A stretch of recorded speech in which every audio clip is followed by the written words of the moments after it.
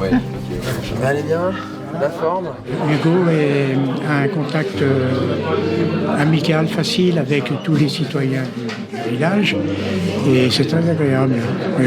Il est plein d'idées aussi. Il n'y a pas eu d'appréhension puisque on le connaissait, on avait déjà discuté avec lui et puis on était très fiers aussi d'avoir ce maire le plus jeune de France. C'était un plus. C'est toujours un peu agaçant quand on revient toujours sur l'âge, mais en même temps, ça fait partie de moi. Je savais pas vraiment en fait, mais en arrivant à 18 ans, je comprends que c'est un peu atypique, etc.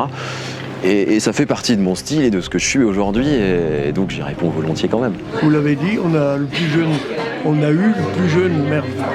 Maintenant, il paraît que c'est pas le plus jeune. Ah oui, maintenant, il a vieilli. Oui. Bon, on va le laisser vieillir tranquillement. On va pas trop l'agacer. Mais bon, c'est vrai que ça fait du bien, quoi. Depuis le début du mandat, j'alterne entre différentes casquettes, que alors moi on parle beaucoup de mes études parce que c'est atypique.